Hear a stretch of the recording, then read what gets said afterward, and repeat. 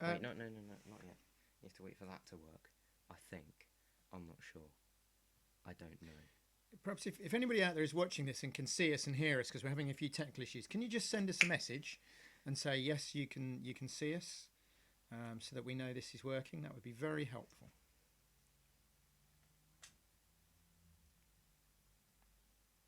Sit and see it. Live, Live. but that isn't moving. How can the stream be live but not? Hi. Okay, so someone's watching. There you go. That's great. So Hi. we've had people saying hi. Can you see us and hear us? Because we can't. We can't hear we ourselves. We have some technical issues here. So if you could send us a message and say yes, you can see us. Yeah. And you can 25 hear us. people watching. Okay. Well, let's assume then that you can 26. see us. Oh, and hello. hear us. Yeah, you can see us. Hello. Oh, good. Well, I don't know if it's good because I don't know what nonsense you heard while we were trying to get it to work. So there we go. Hopefully the live stream's up and watching. Hello. 26 people. That's right. wonderful. Okay. We can be seen and heard. Low volume. Okay, we'll speak up. Can we do anything with the volume? No, because it's already on max and the microphone's quite far away. Okay. Well, then what I'll do is I'll try and speak a little bit louder. How's that? Hopefully you can hear us now. I did say I didn't think the volume was up enough. Can we move this? No, it's don't touch. Right, so here we go. This is our 10,000 subscriber live stream. Thank you for I think we've got 26 people watching. That's great. And a big thank you to people that asked us questions. So we'll crack right on and answer some of the questions that people have asked us. Doug's going to read them out because I can't see anything without my glasses on. Okay, so the first question we've got is from Kieran Jones, and he says, have you ever considered incorporating an airfield using kits by the likes of Airfix and Revel into one of your layouts? So the answer to that was yes, we have. And in fact, one of the very first model railway buildings we built was a super quick bus station that we converted to an aircraft hangar. The building takes quite a lot of room, and actually even putting most 1 in 76, 1 in 72nd scale aircraft, which are 00, on a layout takes quite a bit of room. So I am looking for some small light aircraft one day. However, I have got a plan. I've got the old Airfix Grumman Widgeon float plane, and I've got a plan to cut the bottom off that and put it in my harbour scene and recreate a 1930s, 1950s flying boat service coming into my little harbour. So yes, we have looked. Prior to model railways, I spent 30 years making model aeroplanes. So yeah, it's something obviously in the back of my mind. I've got quite a few kits up there. Okay. Oh, so Mark Purell says cute bear. Yeah. Budget Bear says hello. Yeah, we're going to try and use him a bit more now. Yeah, he's kind of sitting up there with a couple of He's clamps keeping in an his eye on legs. us. He's in charge. Okay. Do we have any questions on here? Are we going to Worley? No. I guess we've got to try and get a look at it one day. It's a long way. It was today. Yeah, it means travelling overnight. We were supposedly at one point going to get invited to take Rosens Hill, but it never happened. But yeah, one day we will have to get to Worley. I guess everybody goes. But then that's not really what we're about in some ways. Worley seems to be about these very perfect model railways, which obviously is something a little bit different to what we do. All right, we've got 44 people. I swear that's Excellent. the most we've ever had. So we got there's one question here yep. first. How is the loft layout going? And that's asked by Stuart Palmer. Well, the loft layout is going really well, considering nothing happened to it for about 3 years. The track plan is all down and working. In fact, we've even got the harbour branch in now, and we've got a TMD for the diesels. So it's just a question of finding the time to build the scenery. The main problem is that during that summer it's very hot, and during the winter it's bloody freezing. And if we open the loft hatch, all the hot air from the house goes and heats the loft, which is lovely for us, and not quite so good for my wife sat downstairs watching the telly. So we've got to look at that. But yeah, it is ongoing, and I'll talk about it a bit more in a question that we get later to explain that. So Dean Robinson asks, any plans for a larger scale outdoor or garden railway? It's strange you should say that, because only last week I was looking at some cheap G-scale stuff. I think it's incredible value for money compared to 00. You know, a new O gauge or G gauge loco is a couple of £100, which is what some of the 00 locos are. I don't know is the answer. I think probably not, but it's a pipe dream in the back of my mind to do a garden railway. Yeah, I love the idea of them. A couple more on here. Are we going to do more 3D printing? So I'll answer this one because I'm You a answer technical that one. genius. You're not technically a genius at all. I am. So 3D printing is really good, but we've only got 2 printers, and when the website says the controller boxes are out of stock, what it basically means is we don't have time to print any because they take like 7 hours each, and we only have 2 printers. More kits wise, I want to get more kits done. I've designed a load more kits, 009 gauge, 00 gauge, even a few buildings. But the issue is we don't have time to print them, to photograph them, to put them on the website. So yeah, there is a lot more 3D printing coming, but not yet. It's possible for a number of reasons that spring or halfway through next year, I might have a little bit more time, and it might be something we can do then. But we've loads of plans. I want to do an N-gauge Loco, for instance, but it's all a question of designing and printing. What I would say is people have very kindly said to us, can we do this Loco? Can we do that Loco? The answer usually is no. If there's not a chassis available, there's no point making the body. And 3D printing has a lot of limitations. You can't simply 3D print something. You'd need plans, you'd need to look at the real thing, you'd hit all the problems at the major manufacturers. It's much easier for us to do a freelance design, and that's really where we're going to stay. And on with that, people have said, why can't you just literally get a Loco and 3D scan it? Now, Doesn't work like that. We've got a 3D scanner at school, which I helped set up. But the issue is, it's actually not that very good. It doesn't do fine detail. The finest thing we could get it to actually 3D scan accurately was a Lego brick. And that's basically a flat box. And there's also the issue that if there's an undercut or anything, you simply can't scan it and produce a 3D model. You've got to think about how it would build. But freelance, yeah, there's loads of plans. Thank you, Lewis Hughes, for the super chat. Much appreciated. Craze says he's watching from Eastbourne. Oh, hi, local man. Right, should we do a few more from here? Yep. So, Anthony Dodge, the model train outsider, says, what is your personal favourite custom-built budget scene or piece of scenery? For example, I had to build a custom station and thought it was quite cleanly done. So there's a couple of answers to that. Green Hill Hall was the first layout we ever built, which became an exhibition layout. And I built a scratch-built station for that, and we did a lovely little village, which has been on 2 layouts. And I think they'll always be my complete favourite, especially the village that you will all be familiar with from Green Hill Hall and Rosens Hill. But at the moment, I've got a couple of favourites. I've got this one that I've just built to go on my new shunting layout that a number of you have been watching, a little low relief building. I'm quite chuffed with that. That didn't cost me very much to build. This hasn't ended up on a layout yet, but some of you will know this from Homewood Valley. So that was another little station I built. I'm really into my buildings, a bit like 3D printing. I'm just trying to find the time to build everything I want to build. I've just built a goods shed from the base of a super quick water tower, and I've realised that that will make a superb small engine shed. There isn't one of those commercially available, so I'm quite keen to do a video on that. So look out for that one. That's coming up soon. We've got an interesting question on here from Mainline04, who says, how do you get onto the Model Railway exhibition circuit? Ah, right. Well, if you read the books, the answer is you don't, because the books tell you you've got to wait to be invited, you've got to be a member of a club, and the clubs won't invite you. And I'm afraid none of this is true. We actually spoke to a really helpful guy at York a few years ago, and he said, contact people and ask them. I got lucky. I deal with the Bluebell Railway for work, and so I had a contact there. But we got invited not just because I knew them, but because Green Hill Hall was a different concept.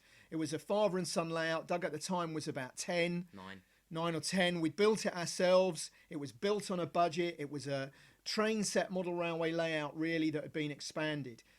If you go and produce a bog standard Great Western shunting layout that everybody else has built, you're unlikely to get invited unless you're a member of a club. But don't wait for a club. We've done what, 5 exhibitions now, different clubs. But we could have done, yeah, but I mean clubs worth. I know we've done more exhibitions. Yeah, we've done like, but we could have gone to 8 or 9 we've invited to, and we just didn't have the time. And that's because the layout we had was original. You know, it was made out of cardboard. You're going to have to do something original if you want to exhibit. And with that, we were even invited by a guy called Mark Purell, who's on the live chat at the moment, I think. And he's from Nebraska in America, and he actually invited us to go to his model railway exhibition there. but unfortunately we already had a family holiday planned. We'd have loved to do it. Mark, we are going to take you up on that. Yeah, it might just be 2020. But yeah, we'd love to come out. I don't know if this is maybe a good question, but what is the most expensive model we have? I think I know. Go on, then you say what you think it is. I think it's my Coronation Scott. Yeah. Which Actually that is. That was 70 quid. It was so nice. So that's the Coronation Scott Loco, and I think we got 3 coaches with it. 4. So it was a good buy. We've bought additional coaches. There's probably £100 worth there. But when you consider what they are new, we paid £55 for our original Evening Star. That was too much. That was about £15 more than we needed to. But it was only the second Loco I ever bought second hand, and I didn't know any different. And we'll show it in a minute in another answer to another question. The Class 66 we've got, I think, was about 45. But as a general rule, I won't pay more than £40 for a Loco. And I have paid £8 for a coach or a wagon, £10 maybe. But that's the absolute maximum. I certainly wouldn't run up to this £40 that you see some people doing. Are we still letting people into the Bluebell Railway exhibition next year? Well, we're trying to get some dimensions out of Bluebell so that we can plan it. We've got a set gazebo, and a bit linked to the previous question. We are still looking, but we want layouts that fit what we do. So we need budget layouts. We need DC. It needs to be relatively compact. Cheap. It's got to be built on a budget. We've had a couple of people that want to do a layout that they're going to throw a load of money at. That's not what we do. We've had someone who wanted to do an all singing, all dancing DCC. That's not what we do. But if you've got an interesting layout that meets our usual criteria, then by all means contact us. BMRN newsletter, the usual email. But we've got a limited space. We're going to get about 6 layouts in, I think, maybe 8 top whack. We've got 2. We've got, I think, 3-4 people already signed up. Yeah. But yeah, if you've got something interesting, let us know. This question is quite far down the list, but he's just asked it on there as well. So Nathan DeLay has asked, are we going to do 3D printed buildings? Oh, here you go. You can answer. So the answer is yes, that is a 3D printed station building. The issue, like I said before, is this isn't quite finished yet. It needs an internal wall in there. And the issue is we just don't have time to print the finishing parts for this to get it photographed and up. But like with the other kits, I'm hoping to have it done. I'm hoping to get a whole new range of 3D printed kits out after Christmas. So that's the answer to that question. Ask a question I can answer, and then you can drink your tea before it gets cold. Oh. Ask a question I can answer. Yeah. Oh, Tea breaks are important. Yeah. Class 158 Productions asked, what would be your dream layout if money, space, and time were all in abundance? This was the question I was waiting for when we were talking about the loft. Because the honest answer is, I love our loft layout. It's got everything I've always wanted. It's got 2 big running lines at the top that we can just run great long trains round. We did do a video that sadly didn't survive for technical reasons, where we had Locos pulling 20 wagons or 9, 11, 12 coaches. It's got a lovely single track branch runs around the bottom with a passing loop, a harbour line, a 3-road goods shed, and a TMD. And that, for me, is everything you want in a layout. If I had more time and money, then I'd like it to be double the size so that I could run through a lot more scenery. But plan-wise, I'm quite happy with what I've got.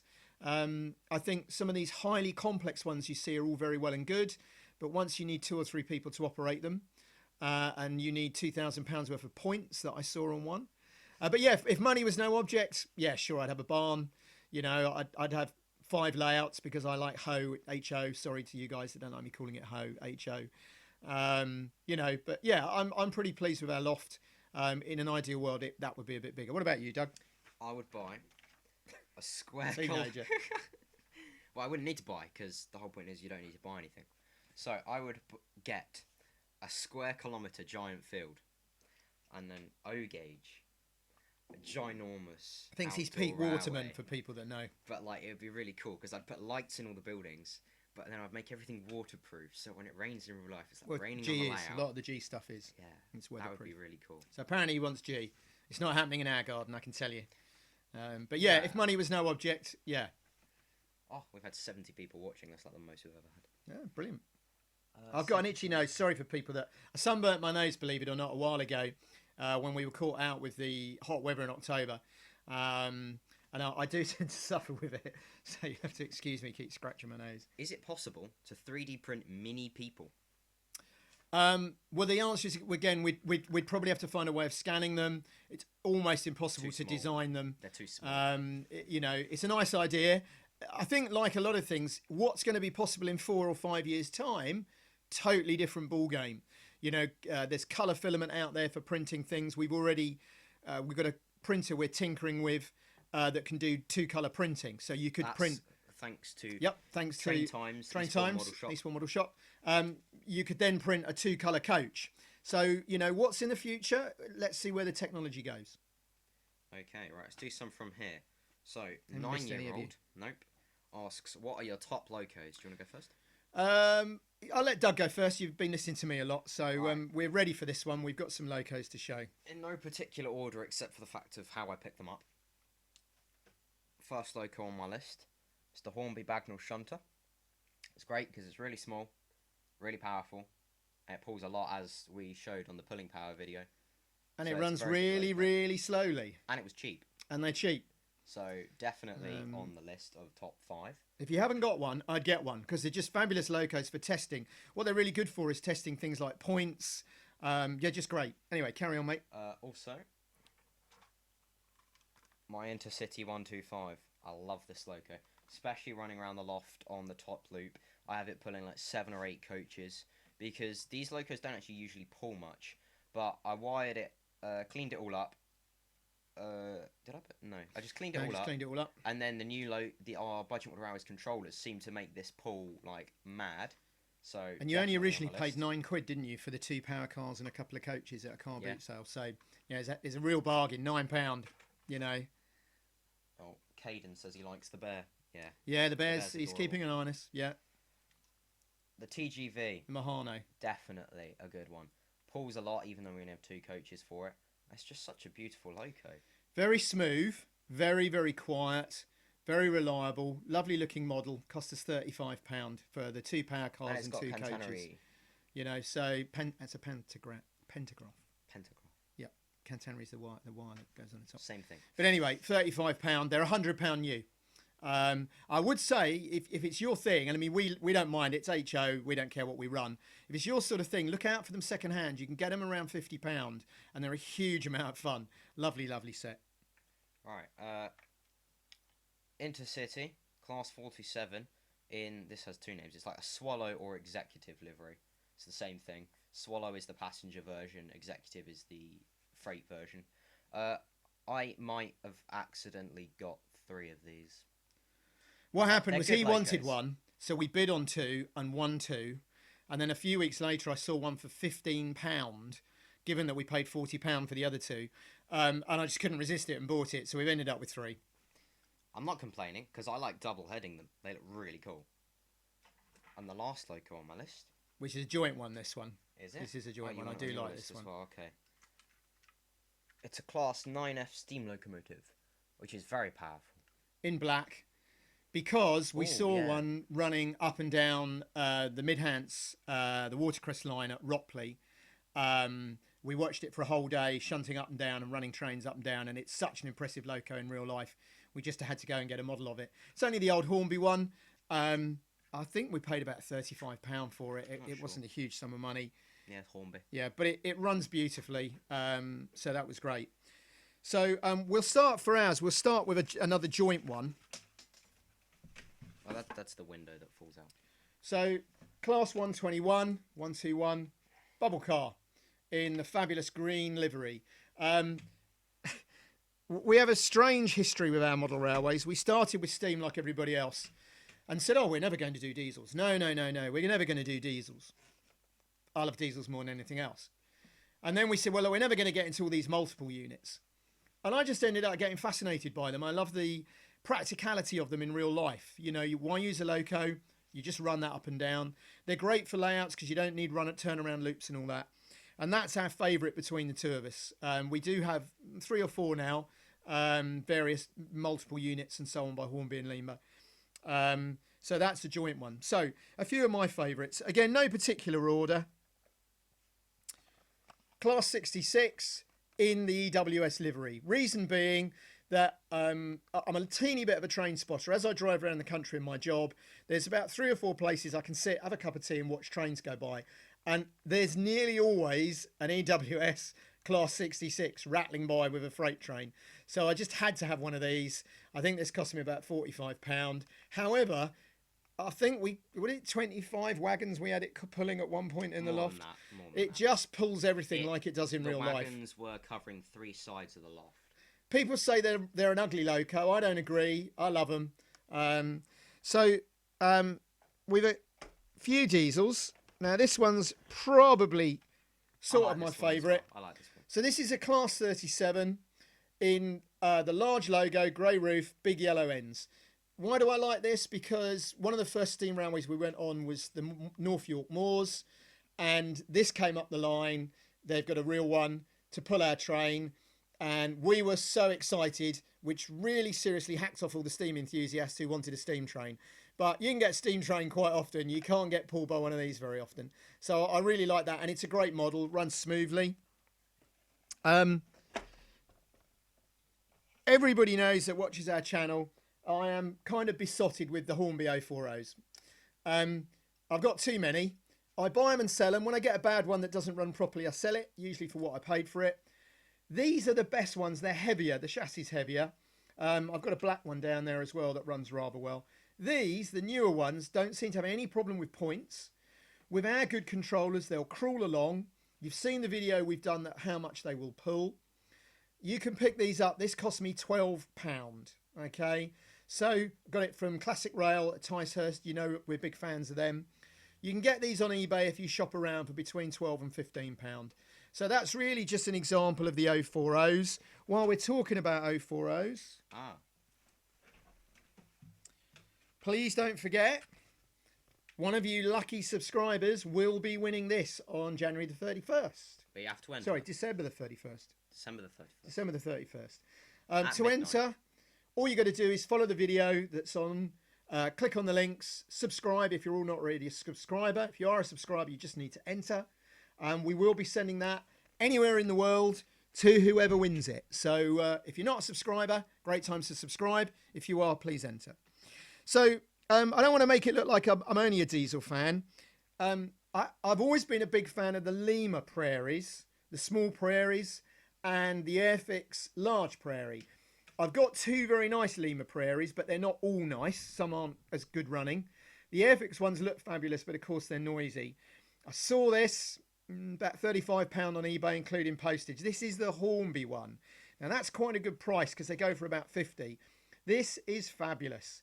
It runs beautifully, quietly, slowly, and that's easily going to become my favourite steam loco. I just love the look of these prairies, especially the large prairies.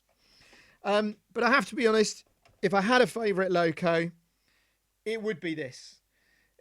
Doug thinks they're ugly. I know everybody thought they're ugly in real life. I just love the whole 22, 21, 29 family. Now, I know there's some controversy around whether this is really a 21, 22 or a 29. Hornby call it one thing. The enthusiasts think it's another. What I would point out about this is you can't really see on this video, but this was one of the last ones. I think this was the Made in China one. Don't put your fingers on it. Made in China. Look at the detail. It's got the lining, separate handrails, the detail at the front. This runs beautifully. It will pull a fair amount. It's smooth and it's quiet. Somebody tell me why Hornby can't re-release this at £40. Now, I know 98,000 of you have seen the video where I've had a rant about that, but I'm going to have another little rant now. This is one of the nicest looking locos I own. It's one of the smoothest running. I believe the level of detail is comparable to what some of is available today. I don't see why this can't be knocked out at £40 brand new. So that's one of my favourite locos. Rant over. So we've got a quick question over here. Will we be uploading this live stream as a video once it's over? Yes. Yeah, apparently it's technically possible. Do we have any more questions on our sheet? Yes, we have more questions over here on the sheet.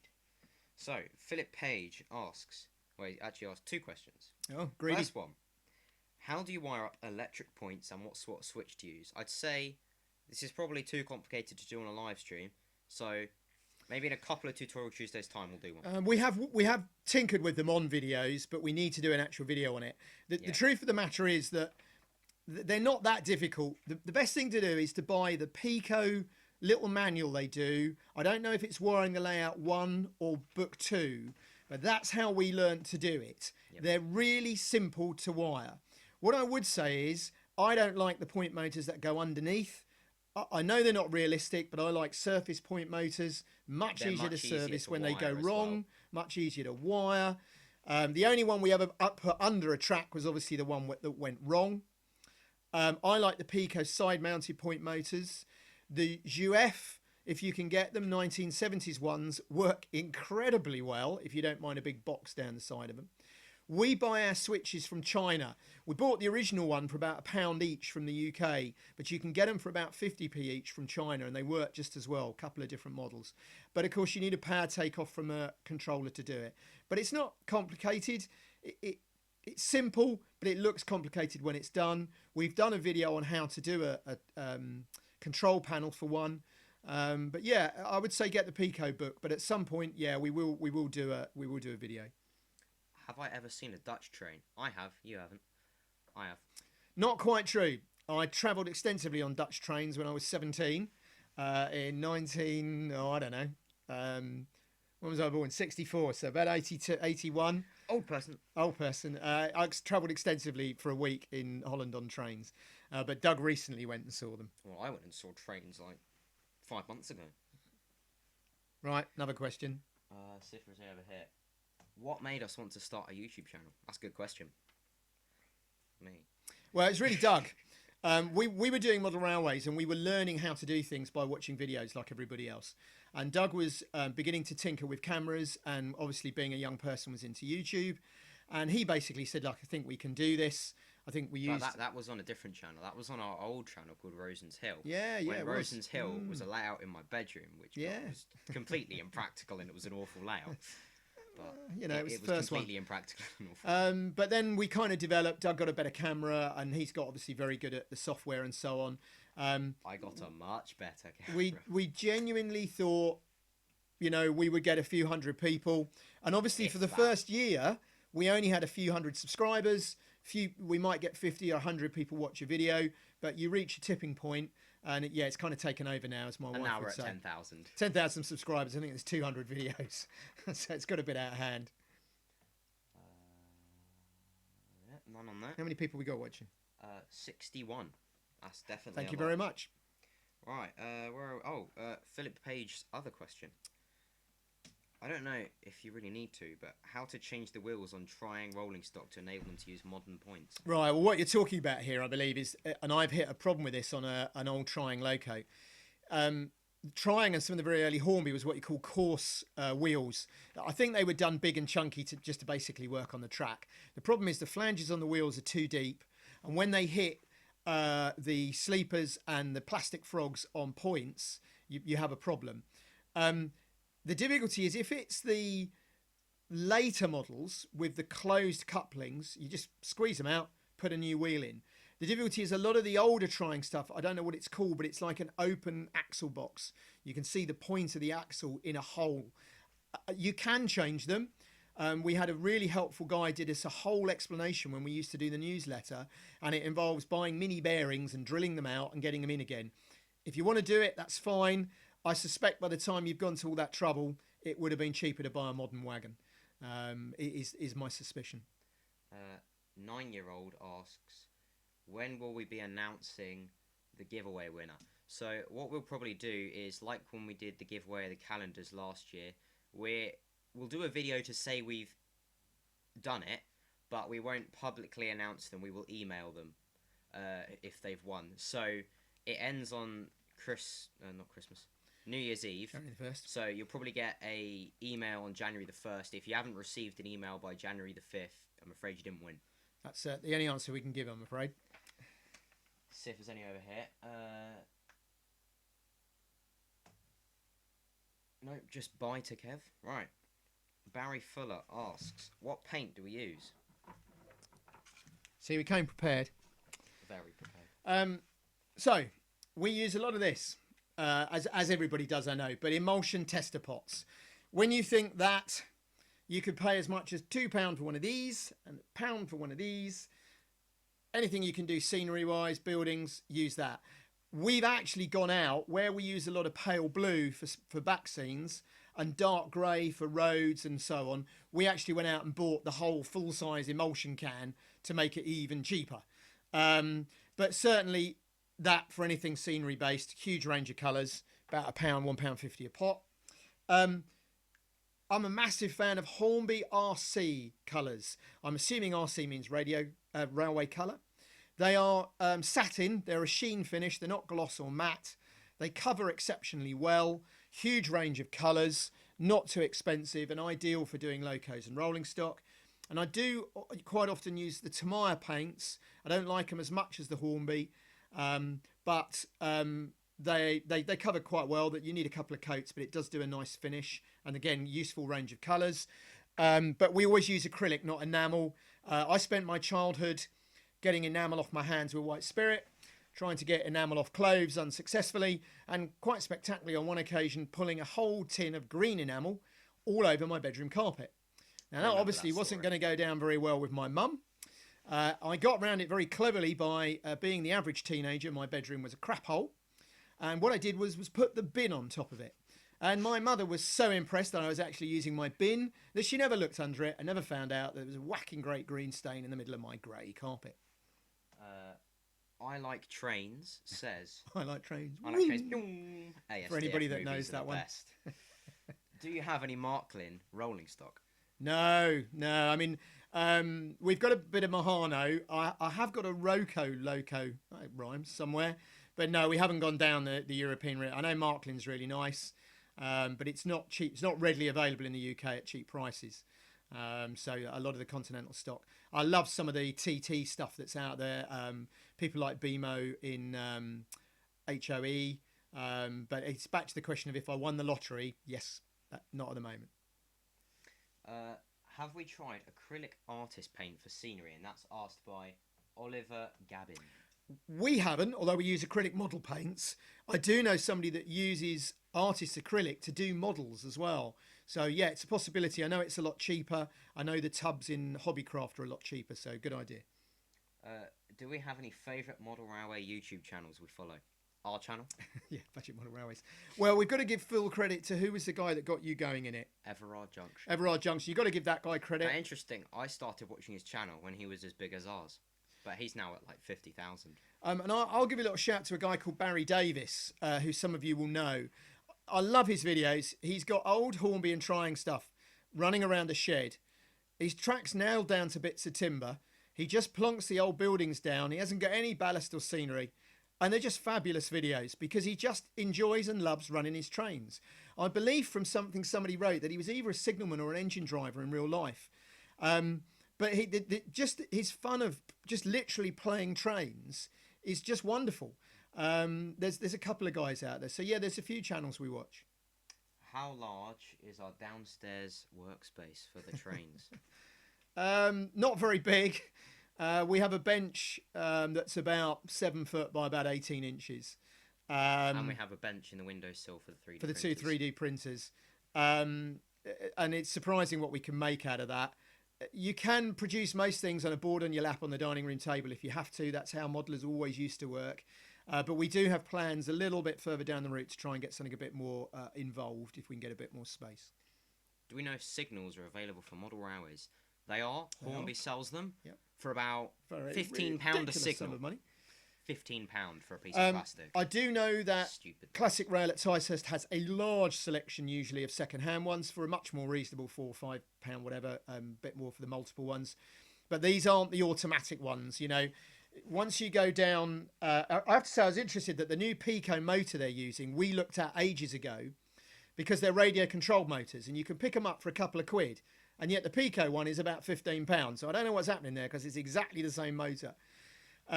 So I would say that if you're going to motorise them, look at these radio control motors. They are available. But this is the problem. If you're buying a signal for, I don't know, £10 or £15 and you're buying a point motor for £10 or £15, if you've only got 2 signals, that's fine. If you've got a dozen, that's where model railways becomes a bit expensive. A couple of questions. What? It's B Marsland asks, any tips for a 4-foot shunting layout in 00 gauge? Yeah, I mean, 4 foot by anything over about 7 inches. Have a look at, we've got, I think I've built about 6 over the years. We've sold 3 or 4. Yeah. Keep it simple. You need a passing loop, couple of sidings. Look at the latest video we've got, where I've got one that's only 3 foot by 7 inches. I've still got a passing loop, a platform, a bay platform, and a goods shed in there. 4 foot by a foot, you could have a really good time with. You could get some really nice shunting done in there, but keep it simple. But we've got a few track plans on the videos. Have a scroll through.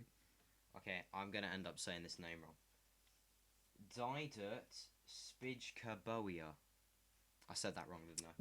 We're Brits. We're crap at other people's languages. Can we reveal any videos planned for the future?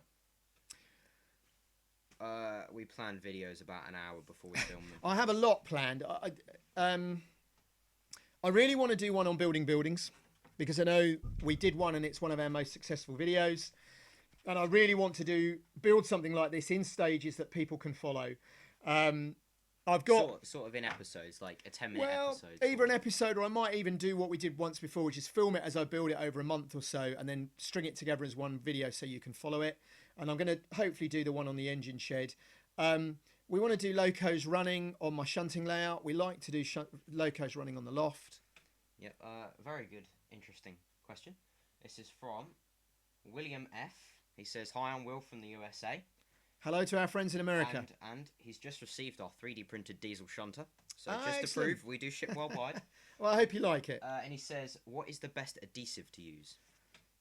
Well, we used ordinary tube polystyrene cement like you'd use to make a Revel kit. We've had a couple of people say it doesn't work, but we found the tube glue will. The liquid glue won't, because it evaporates before it dries too quickly. You might also need to just sand. There's a bit of glue residue remains on the back of it, and you might want to give it a good wash in detergent, a bit of a sand off on the back. But we use model glue. And but also super glue. Super glue will do it, but clean it up a bit first, but then super glue will do it great. Yep. But a big hello to all our friends in America. We're always pleased to hear from our overseas subscribers. Okay. Any model shops we can recommend? So our local model shop is Train Times at Eastbourne. That's run by Sebastian. Also known as Eastbourne Models and Hobbies. And Train Times. It's got a bunch of names. That's got new stuff, second-hand stuff, occasionally some free stuff in there. Yeah, he occasionally has a few old bits. If you can't give them away, you put a donation in a charity box. I've had some track from him. Classic Rail, you will know. There's quite a good model shop. Woodchurch. Yeah, Woodchurch. The hobby shop in Woodchurch in Kent. Funny little shop. It's got everything you could ever want in there. Some of the layout stuff I've never seen. It's one of the best little stock shops I've seen. Does have a long lunch hour, but that's a great shop. Morris Models down in Lancing is nice, good little shop again. But they close. I mean, there used to be a really good one in Ashford. That's gone. There used to be a great one in Uckfield. That's gone. There's so few of them left now, I'm afraid. Obviously, Gauge Master, if you've got, will have anything you could conceivably want in stock, as long as you've got deep pockets. But if you're buying new, Gauge Master is down in Ford near Littlehampton is always worth a look. We did go to a very good model shop called Monk Bar in York many years ago, where we got the original point motor and switch when we were up there. No, we went to York like 5 years ago. I can't remember. He was too young to remember. I remember it because we had a wonderful walk, which he forgets, down looking at diesels. But there you go. Where is it? You're going to like this one. It's B. Marsland says, please can you make a video on how to build an engine shed? There you go. It's going to happen because I meant to bring one up with me, but the Super Quick make a water tower. And I've been looking at it for ages, and I picked 2 up for 50p each in the week from Classic Rail. And if you cut the front out, it makes a good shed. I've just made a good shed for my layout. You'll see that in the update probably next Friday. It would be so simple. Just take the water tower off the top, bang a roof on it, put some doors on the front, put a little hut out the back, and it will make the most superb little engine shed for a Hornby 040. And so that's definitely a video that will be coming up, hopefully, in the next couple of months. How do I make a garage for my model railway? That's asked by Noel McCarthy. What kind of garage, I suppose, would be the question. Are we talking about a garage to park a car in, or a garage that sells cars and fuel? So if it's a garage to go past a house, just scratch build one. It's a box, basically. The filling station one, super quick, make a lovely one. Metcalf, make a nice one if you've got deep pockets, because I think Metcalf are a bit pricey. Daypole, make a lovely little plastic kit one, which is probably the quickest, easiest way of doing it. I like trains, said. Today I went to a model show and I saw a Lego train layout. Do you want to build a Lego train layout in the future? Now, I want to answer this one. Because when we went to Model World, which is a great... They don't do it anymore. No, it's not there anymore. But there's a great... It used to be a great train show that happened every year in Brighton. I saw a Lego layout there, and I have way too much Lego. Before we did model railways, he was heavily into Lego. I still am. And he had both sets, the radio controlled set and the set that runs off the wire. Like two but you had the passenger different kind of trains, track, didn't you? Yeah. I've got more than enough Lego to make a Lego layout, but you won't let me. We can, but we haven't got the space. I've even got for Lego it. points. We don't have the space. But the issue with Lego is it's basically O gauge. It's huge. Yeah, it's bigger than O gauge. Yeah. Have we got any more on the sheet? It's still as well. Yeah. Online friend asks, do either of you want to become a train driver or any role within the rail industry? Well, I'm 55 next birthday, and it's a little late for me. So I would love to have worked on the railways, I guess, but I've only been interested in railways for 5 years. 5 years ago, you could have written what I knew about railways, real or model, on the back of a postage stamp with a board marker. So obviously things have changed, but I don't know. I want to be a mechanical engineer, but interestingly, there were 6,000 vacancies at the new university for HS2, and they only had 200 applicants.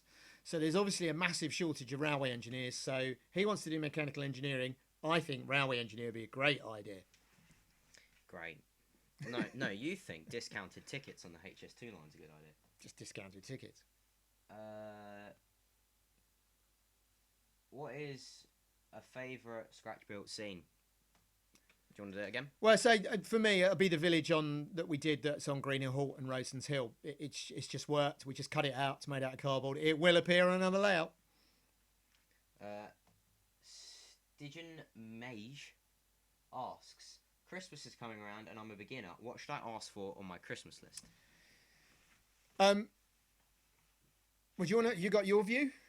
Well, I would say, do you have anything or nothing? If you have nothing, honestly, a starter set, just a basic Hornby starter They'll set. be is a great way reduced. to begin.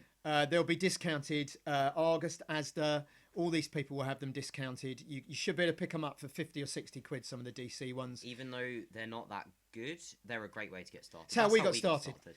Our entire model railway, I don't want to talk about how much money we've spent and how much we've got, but it all started with a Hornby Great Western starter set, circular track, loco, few carriages. That's the way to start.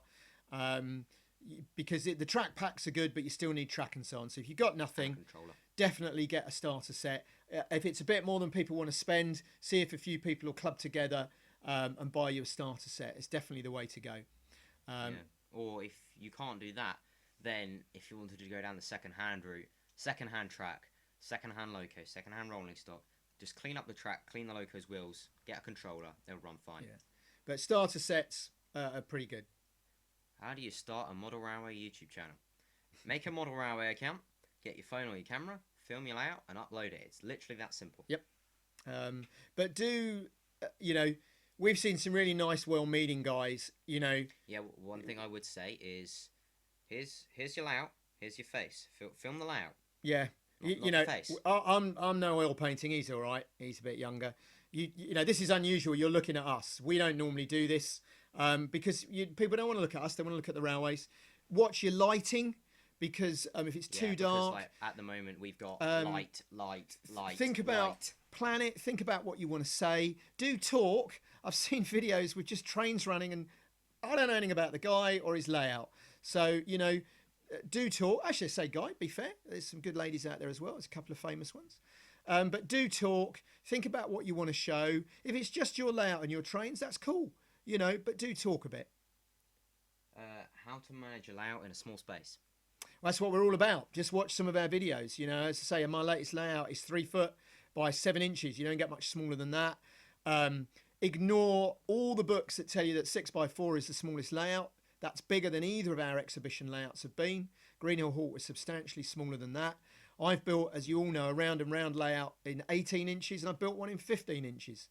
So, you know, ignore all the books. You can have a lot of fun with a very small area.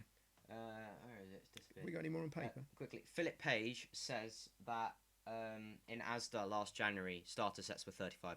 Yeah, they were in the end. It's timing it right. I missed them because I tried to get one, and it's knowing at what point to buy it. But it's also keep an eye on Kernow Model Railway Centre, Hatton's, any of the discount stores. Argos discounted them before Christmas last year quite heavily. Yeah.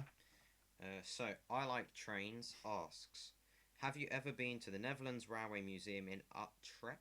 Utrecht, is it? Or, wherever. Or to a preserve line in Beekbergen? Because if you didn't, I'd definitely recommend it. Yeah, well, we've got a plan in a few years' time to do a bit of a European tour. And we've got a list of railways we're looking at, so we'll add that to the list. Get this back out again. We'll do this one. Shane Spitty asks, did you watch the Great Model Railway Challenge on Channel 5 No, we recently? didn't, and we should have done, but we weren't on it. We weren't on it, so we didn't watch it. It's a very narcissistic we're really way of busy. One of the problems with 3D printing or anything else, you know, I work full-time. Doug's in full-time education. He's doing his GCSEs, so there's an hour's work every evening when he gets home from school. Doug's an Explorer Scout, and he also is a young leader at his local troop, and I'm a major in the Army Cadet Force. I'm a staff officer at County HQ, which takes a lot of time. So, you know, it's trying to fit things in, and we don't get to watch a lot of TV. We don't get out much. We must try and catch up with it because, by all accounts, it's been a good little programme. Yeah. Adam Haven asks, why not do some 3D printed buildings? So we've done that one. So, yeah. There's a 3D printed building. It's almost done. Should hopefully be up in January on the website. They are kits. Don't think about 3D printing them as one-offs. No. It'd take you about 20 hours to print. Yep. Got to do it as a kit. But we have plans. You know, I'd love to do a signal box because the only readily available commercial signal box is the Daypole one. So I'd love to do a signal box. Doug's designed it. It's just finding time to print it. Have we done all the questions on the sheet? Yeah. Oh, there you go. So we'll move on to some of these over here. How many people we got watching? 64. Ah, nice. Thank you for everybody's watching. So I Like Trains asks, what's our favourite locomotive? Now this is a challenge. You've got to narrow all these down, Dad, to one. I'll let you go first. Well, you know the answer. Well, I'll have to do two. Nah, one. Well, if I'm going to do one, that's not a difficult one for me. Hornby Class 29. It's just a great looking loco and it runs well. And I love my Bobo diesels, my 33s, 26s. I've got 24 conversion from a Hornby. I've got 3 25s, a 26, a 27, a 33, and 2 Hornby 29s. So I'm a big fan of the Bobos. The Hornby 25, Class 25, if you haven't got one and you can get one for say 15, 20 quid, get one because they seem to be exceptionally good locos. Very quiet for their age, very heavy, very smooth and slow runners. Doug's favourite is... Go on, you have plenty of time to think. I've been waffling as always. Have two. No, I was only allowed one. Because if I was allowed two, I'd have done my Hornby Prairie. No, you got to have one. I had to have one. Eeny, miny. I like them all. Okay, fine. This one. There you go. Class 47 in Intercity executive livery. I'll tell a little story about the diesels. We had no interest in diesels. Hang on. What controller would you recommend for a DC layout with multiple loops? Well, you see, with multiple loops, it's not quite that simple because the budget model rail controller, although we only make the box, guys, we're not responsible for the electrics. You get them from China, but they work. You will need, multiple loop depends what you're talking about. If you're only going to run one loco at a time, you only need one controller with DC because the points isolate everything. If you want to run 2 loops at once, you'll need 2 controllers. We don't have a problem with that. The old AGW or the Hammett and Morgan or the Duet, any of those are all really good controllers. Gauge Master are the best if you've got the money for it. Neil Horton says, how do I get my layout to an exhibition? So we've covered this. Well, no. Do you mean physically, how do you get it there?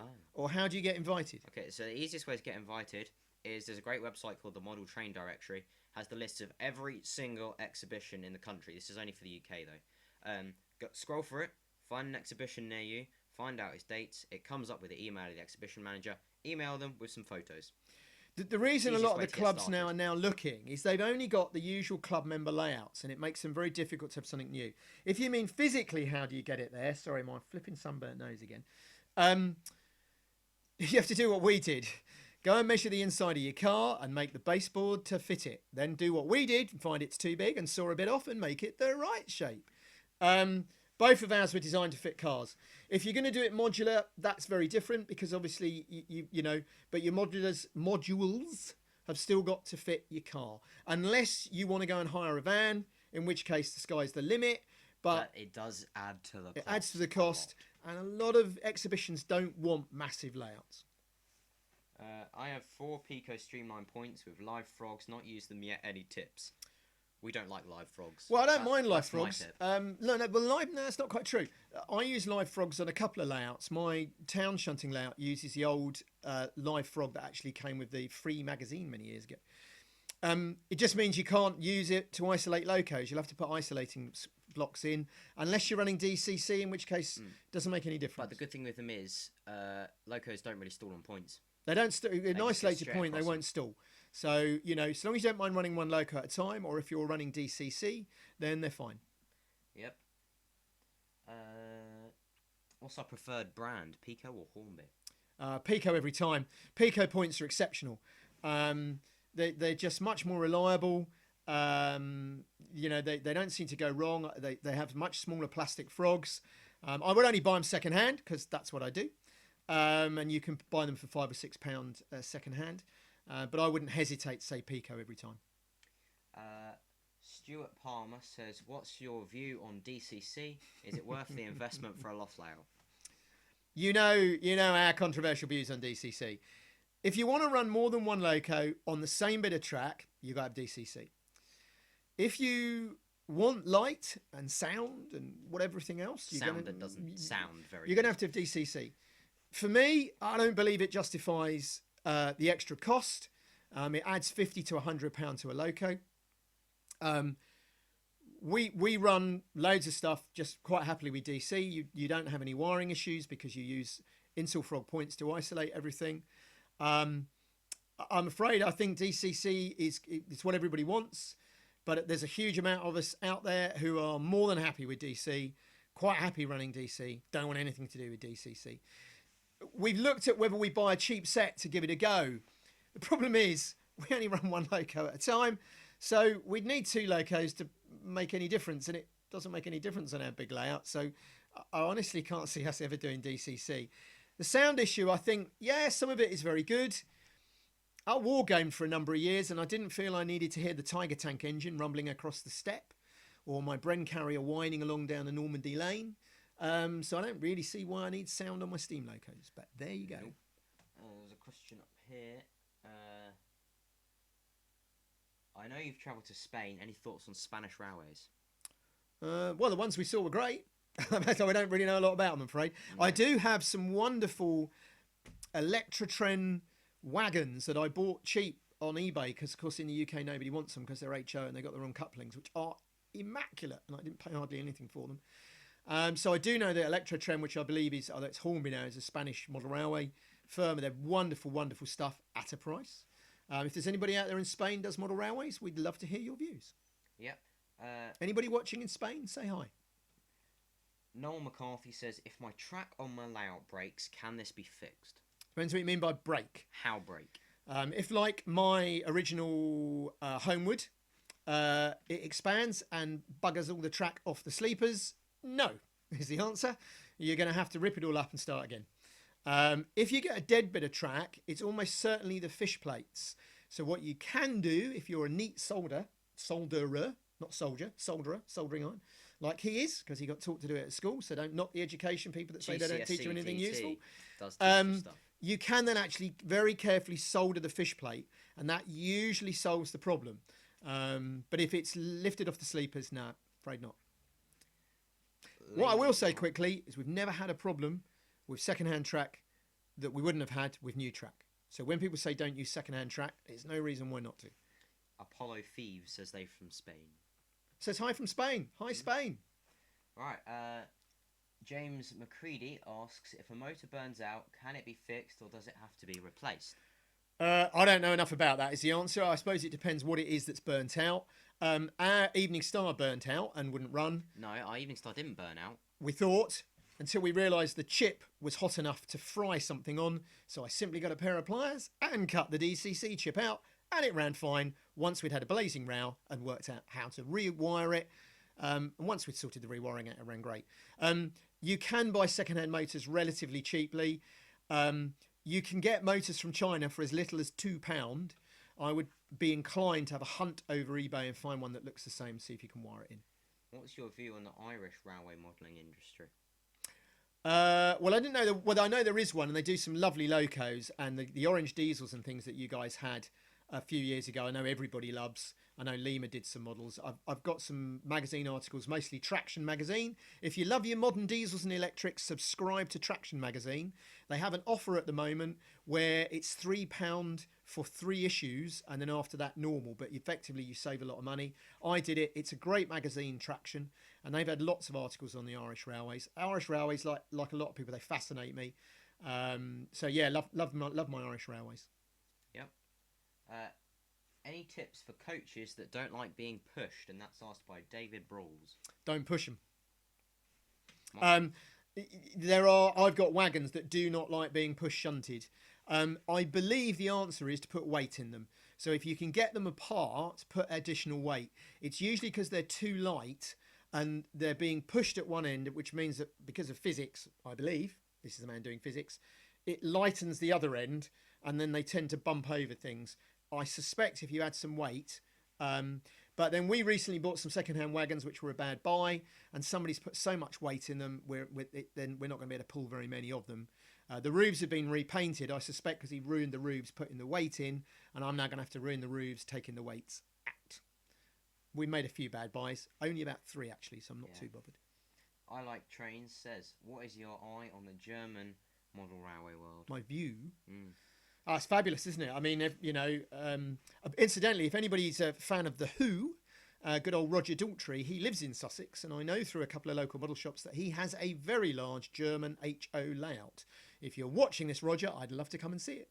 Apart from being a huge fan of The Who, I'd love to see a big German layout. I know it's a great thing. I've toyed with, there's a book on the subject. I've got a couple of books on it. Again, for me, it's just space and money. Otherwise, yeah, I'd do German in a heartbeat. Noel McCarthy says, can I run multiple trains on my layout? The answer is yes, in certain circumstances. So, if you're meaning you want a loop and you want to have 2 trains running, like one on this side and one on this side going around like that, that's fine. No, you can do that on DC, but they have to be the exact same loco with the exact same motor. However, with DCC as well, what I do quite often is I have DC or DCC? DC. Yeah. I have 247s. Exactly the same, and I double head them, so then they can pull like 50 coaches. But there's a lot of myths over whether you can run, that DCC is the only way you can do it. You can do it on DC, but you have to make sure that the tracks are isolated and you've got separate controllers. It's really that simple. Yep. Neil Horton says, how much time a week do you put into your channel? Depends. I mean, this week we've done a lot. We've done a couple of videos. Most videos take us about half an hour to do because we've got to plan them, get everything ready. We're quite fortunate, and quite often I'd be building it anyway, so we're just filming it. We'd like to put more time into it, but as I explained earlier, we're very busy. But we put as much time as we can into the channel, but we've got the 3D as printing as well. And actually, I'd quite like to do model railways. I don't get enough time to run trains, unfortunately. I say I'd probably end up doing more because I have to edit them. Off then? Oh, because I'm bored of looking over there when I could just look here. All right. Hi from Australia, and that's said by Freeman Warrior. Hi, Australia. Thank you for all our many Australian subscribers and viewers. Much appreciated. Good to hear from you down there. I Like Trains says bye. I'll buy you off. Thank you for watching. Appreciate your questions. Thank you for taking part. Lazy RRR says, The Who are the world's greatest R&R band. Go Roger. Yeah, The Who are great. I mean, Won't Get Fooled Again has got to be... I know it's Jeremy Clarkson's all-time favourite piece of music. And many years ago, I used to commute on motorbikes. And I can always remember going, there's a big river valley near where we live, and you go down the hill through the valley and up out the other side. And it was pissing down with rain.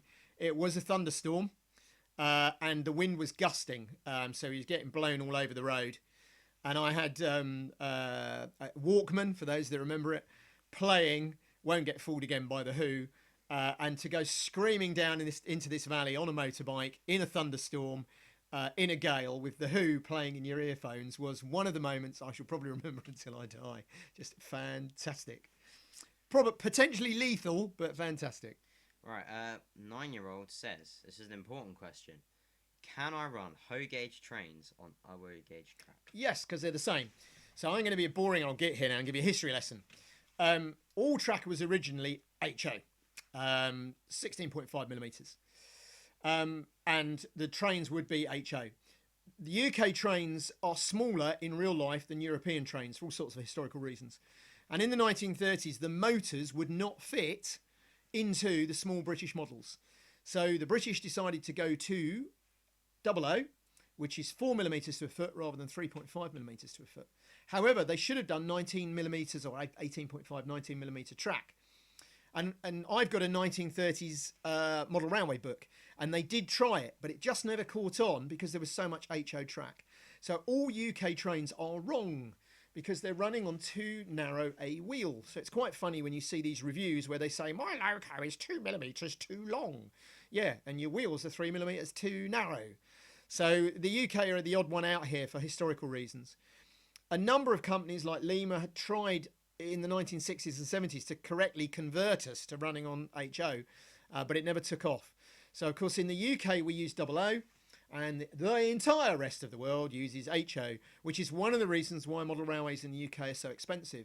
I can go down to Gauge Master and buy a brand new HO Santa Fe model power Bobo diesel for £40, and you simply can't do that for a British outline diesel. So the long answer is yes, you can, because the only difference is the bodies are smaller. And I run, I've got HO that I run on my 00 track all the time. Question from James McCready. Do we have merch? No. No, we did do, but it was very expensive. T-shirts, hats, Budget the Bear. mugs. But we had so much bad press from people saying how expensive it was, we didn't do it again.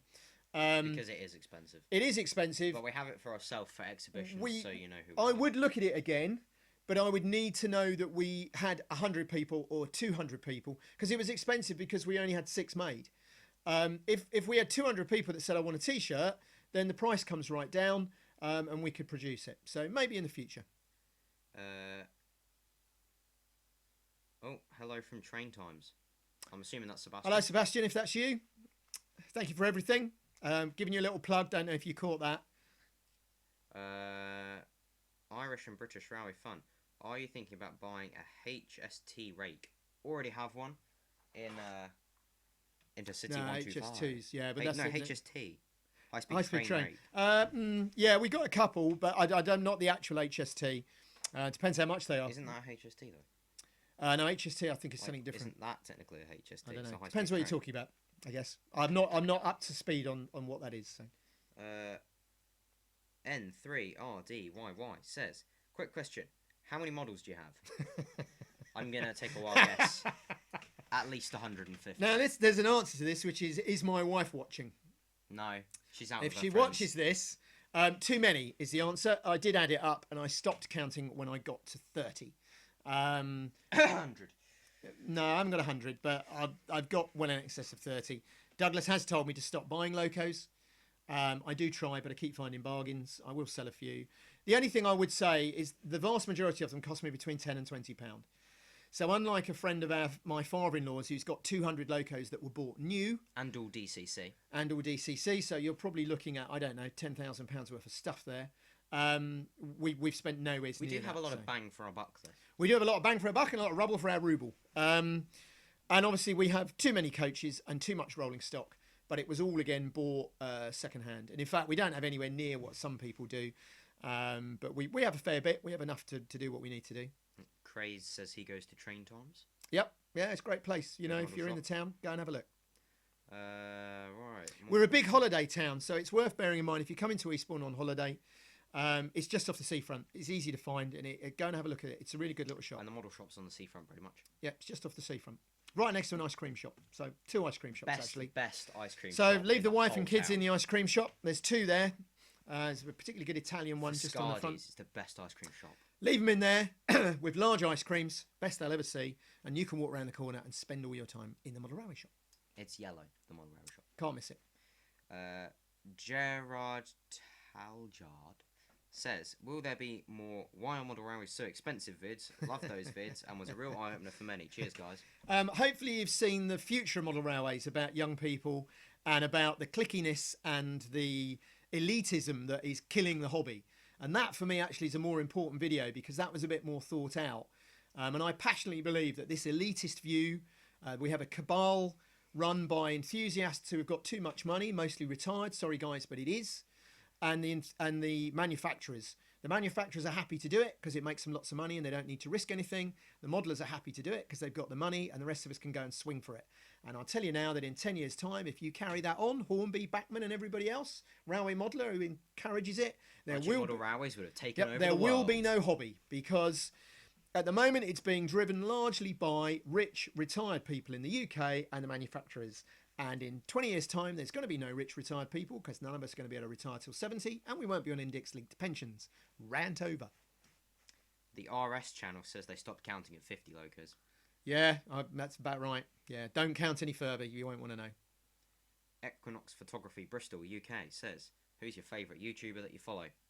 Colin Furs. Definitely. It's not Model Railway, but you've got to watch Colin Furs. YouTube channel If you haven't watched Colin Furs, you haven't lived. Oh, yes. It's basically a stupidly Just mad inventor. Don't try this at home, but yeah, Colin Furs. If you haven't watched it, hover bike, 60 mile an hour mobility hover scooter. bike's really interesting because the US Army tried extensively to make that work in the 1960s and failed, and he made it work in his garage. So that's fantastic. He's also made an underground bunker under his shed. Underground bunker, rocket launcher. Yeah, just all sorts. He does get an A&E a lot, but if you haven't watched Colin Furs, just watch him. The guy's great. He made a flamethrower on a mobility scooter. It was like, oh, it's so good. He has a number of world records. On his Instagram, he posted about an hour later him in A&E with severe burns. Yeah, he's got the world's fastest mobility scooter. If you haven't watched Colin Furs, watch it. James McCready says he's 11 and he loves railway modelling. Good for you. And 11 is what we need, and we should be encouraging people like you. If you find it a bit expensive, don't forget to look out for second-hand, eBay and second-hand shops that can do stuff. But yeah, keep with it. It's a great hobby. You know, there's not another hobby that will teach you so many things. We've done timber, paper mache, wiring, electrics, 3D printing, goes on and on and on. That train guy says, I'm not sure Colin's hoverbike was entirely a success. Yeah, I mean, he did fall off it and break it a lot of times. But he didn't spend X millions of dollars getting it that far, which is what the US Army did. He also says, go Colin, and Equin Photography Bristol says he's subbed to Colin. Irish and British Railway fans says, do you think Hornby will go bust? Well, they're on the brink of bankruptcy most of the time. They went bust like a year ago, didn't they? You know, I'm sure they went bust because they closed down their factory in Margate. You've got to look at, you know, they tried to do this children's set. It was 50 quid. Very soon it was 30 quid. Now you can pick them up for 20 quid. It's battery controlled. There's no on and off. Once it's on, it's on. There's no way of adding to it. That money could have been much better spent doing a £20 diesel loco, class 29, class 33. They've got the flipping moulds, for heaven's sake. If they could, 47. If they could afford to produce the tooling to produce that model, they could have afforded to release a cheap diesel. Marklin have got it right. The Marklin's children's range, you can buy a loco that's radio controlled, you can buy 3 different locos, you can buy track, there's a factory, there's a farm, there's wagons. Now, they're not the world's cheapest stuff, but as a way of getting a child involved in a railway, that's the way to go. And Marklin actually have just done a video saying this and encouraging older people into the hobby. It was in Continental Model. I haven't watched it, but I believe if you look at Marklin, it's supposed to be a really good video. And more importantly, the Marklin stuff, the kids can go and run it on dad's or granddad's layout. So they can then get a play with that and they can encourage. So Marklin, in my view, get a really big tick for trying to do what they can. Hornby, God knows. Airfix are in and out of trouble. They've got the right idea with Airfix. I've banged on for a number of years that some of these Airfix moulds are from the 1960s. There's no way they should have been charging £10 or £15 for what are some pretty crap kits What have Airfix gone and done, which is part of the Hornby group? They've started releasing them at £5 or £6. Now, this shoots down everybody that tells me anything about moulding, because they're the same moulds, guys, and they're doing it. So why is the Hornby platform still £5? Could be £1. Why is their four-wheel coach £17? You know, come on, Hornby, do what you've done with Airfix. Get some of the old moulds and knock them out at a cheap price to bring people into the hobby. Another rant over. Neil Horton says, what's the best layout you've ever seen? I would say there's a very good lady with the Littlehampton Engage Society. No, West Sussex Engage Society. I beg your pardon, West Sussex Engage. They're out of Littlehampton. And we were at Model World a few years ago when Doug was young, and she had a superb Alpine layout in Engage. And it was sitting and looking at that really got me and Doug, really, wasn't it, beginning to toy with model railways. So she was quite inspirational. So I would say probably her layout. I've seen some better ones at exhibitions, but that had a big impact on us. What's your favourite? Yeah, same one. Okay, as it happens. Bobby Gamer says, have you ever considered modelling a tramway? Yes, is the answer. I have, because I nearly bought a Mahano tram cheap, and if I can get one, I will, because it'll look great. I'd do it running down Market Town. Yeah. And if you've never been, I don't know if it's called Crick or Critch, but the Tram Museum up in Derbyshire is well worth a visit if you're ever that way. Irish and British Railway fan says, I agree the children's set was the worst idea Hornby ever made. Marklin is definitely the way to go. Yep. You can currently pick them sets up brand new for £20, because people like the Bluebell Railway and the model shops were encouraged, for which reads strong-armed, I'm a salesman, I know how it's done, to buy large quantities of them, and of course they simply haven't sold. Because Hornby didn't do any marketing or merchandising to make them sell. If you don't advertise it, they only advertised in the railway press. And that's not how you bring people into a hobby. You should have advertised in the national press or the local press. Preaching to the converted will not sell you anything. Been a salesman for 30 years. Marklin's expensive, but they've sure got it together.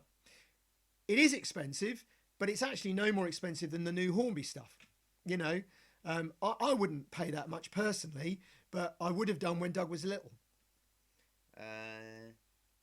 That train guy says, use the old moulds, updated chassis for like £20 to £25, with the ability to add a £5 lighting kit that just plugs into the chassis.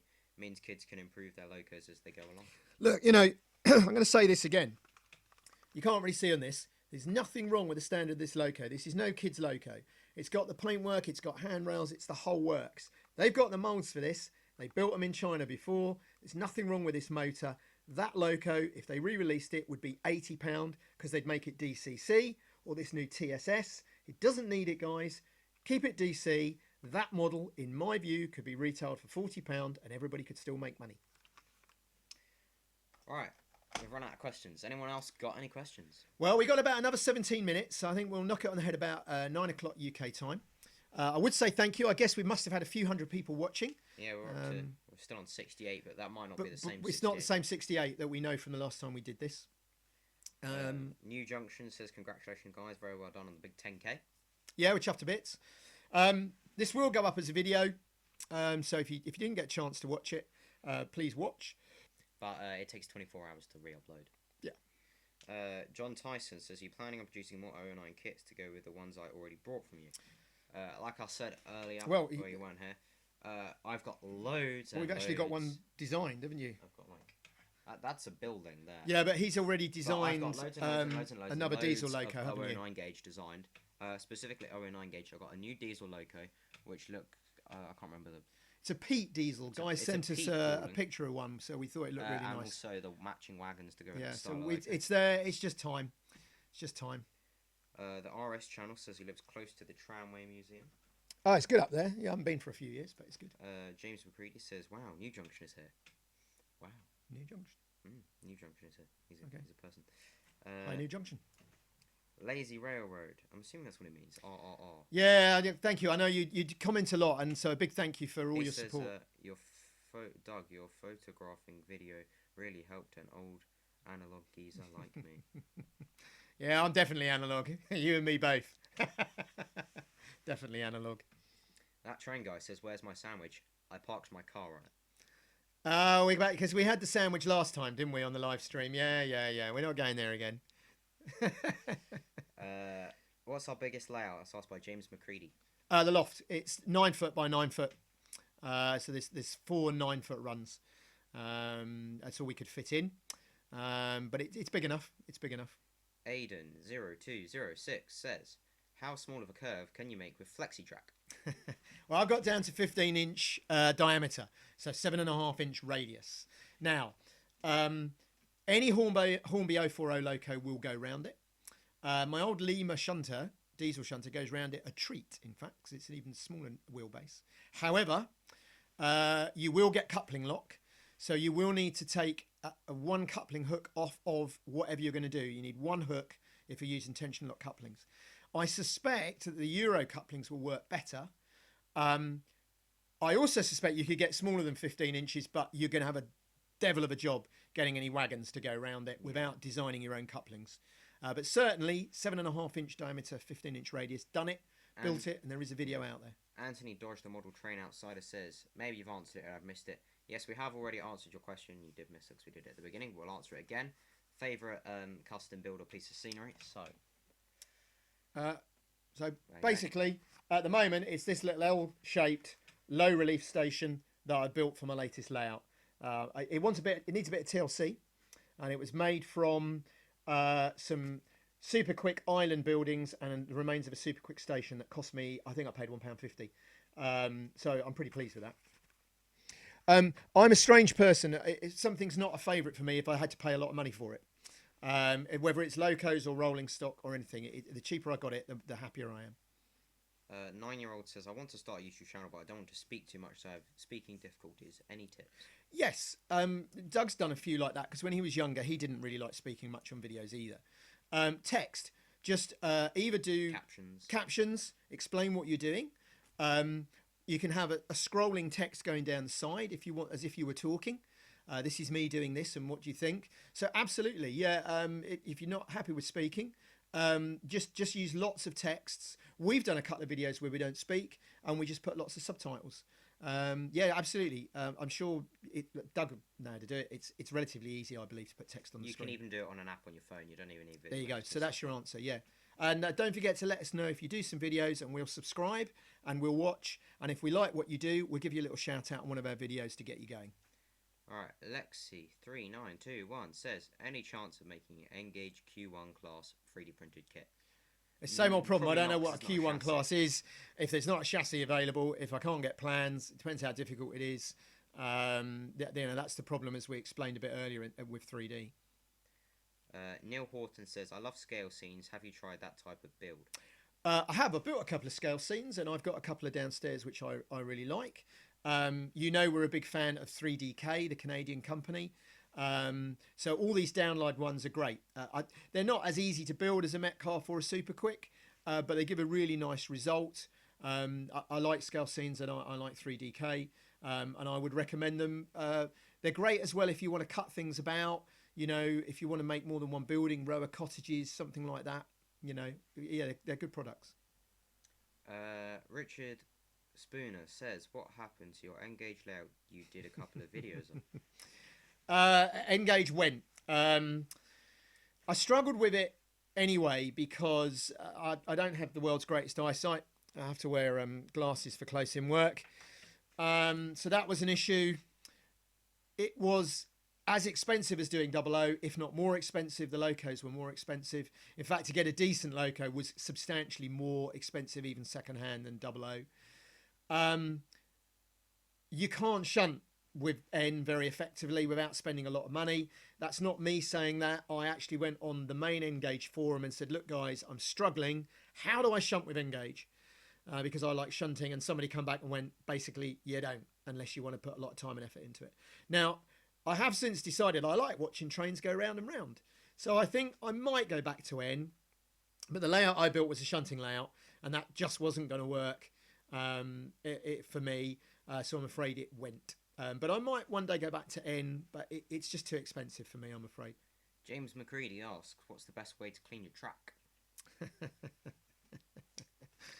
Well, we pissed a sanding few block. people off, didn't we? Because we use a sanding block. We use a lot of steel track, and if steel track's corroded, it's no good wiping a solvent over it. It ain't going to take it off. So we use very fine sandpaper, sanding blocks. I know people go absolutely spare with us, but when you're using steel track, that's what you do. Give it a clean with a solvent. Nickel silver's a bit different. You should be able to just clean it with a track rubber or one of the many solvents that are out there. I know people use white spirit and meths and all sorts of things. We tend to use steel, so we tend to use abrasive paper, I'm afraid. What shows you two out for people to come and see Rosen's Hill? Rosen's Hill's gone. Rosen's Hill's gone. It's gone. Sorry. It could have had a very long life. We could have got it to a few more exhibitions. It was getting old. We had trouble storing it, and every time we moved it, it got bashed. And the corrugated cardboard has limitations. It's a very light way of making it. It's a very cheap way of making it, and we would use it again, but we would make it a bit stronger. But ultimately, we didn't have anywhere to store it. I'm afraid is really the truth. And the places we had weren't really suitable. It kept getting bashed, and so it's gone. And then the new exhibition layout will be Market Town, which is the smaller one. So yeah, at the moment it's gone, I'm afraid, very sadly. But you will be able to see us. We're going to the Something show next year. Alexander Papris says, "Are you going to the exhibition next Sunday in Eastbourne?" Didn't know there was one, but we have other events. Well, anyway, you're doing your Gold Scouts no, Award that's on tomorrow. Sunday. This Tomorrow is next Sunday. weekend. I don't know. Let us know where it is. We'll find out. We'll probably go. Might not, because we got properties, we got work to do. We might. Anyway, if we can, we will. As we've said a couple of times, we lead, unfortunately, very busy lives, and we do get a lot of clashes. We had to let New Haven Model Railway Club down. Well, I'm very sorry, guys, if you're watching. I know we let you down a bit last minute, but we didn't realise we double booked ourselves, and we were going to be on holiday, so we couldn't go. Irish and British Railway fan says, "Are you thinking about making a seaside town layout in Cornwall or the Norfolk Broads?" I love harbours. We've got a harbour that's going to go on our loft layout, and I am at some point going to make a shunting layout in a harbour scene because I love the little, who doesn't love a Cornish fishing village, especially if you can run a steam train through it. So, and I have a pug that I got cheap from Train Times in Eastbourne, which will look great. So yeah, at some point we will be doing a harbour scene. How do I reset my train if it goes too fast on my DCC layout? Sorry, don't do DCC. Sorry to be really unhelpful, but we don't do DCC, so I don't know the answer to that. Having watched somebody in Gauge Master buying a new DCC loco and controller, and it took the guy in the shop 12 minutes just to explain to him how to get the first loco running, is another reason I don't like DCC. What do you guys use for your video editing? So, to edit the main video, I use Windows Live Movie Maker because it's free and it's good and it's simple. And then the new thing that goes on the bottom of the screen, the little bannery thing, that's done in HitFilm, which is a more complicated video editing software. Definitely not good if you're just starting out. It's really complicated, but it's better software. To be fair, you got to bear in mind, Doug's of the computer generation, and he's taught himself how to do all this stuff. I mean, I just sit there wondering where all these drop-down boxes and how he knows what button to press. And he taught himself by just using the videos and the help things. So if you want to do it, it's easy to pick up, assuming you're not analog generation like I am, in which case, no chance. Yeah, Alexandra Papwis, where in Eastbourne is the exhibition? Good question. We don't know. Yeah. Somebody tell us, please. Where's the exhibition? It might be in St Mary's Church or wherever that place is, because there used to be one there. Okay. Any more questions? So we got about 6 more minutes, guys, and then we're going to knock this on the head. Questions. Lancashire Rail Productions. Have you seen some of the offers on Hattons? Yeah, Hattons are good. You do have to be a bit careful because I've used their site a bit, and a lot of it is second hand, and it's not necessarily any cheaper. You can get it on eBay, but they do have new offers as well, which is worth looking out for. Hattons is a good place. I know people that have bought stuff there. Say Kernel Model Centre has a few discount stuff bits as well. Yeah.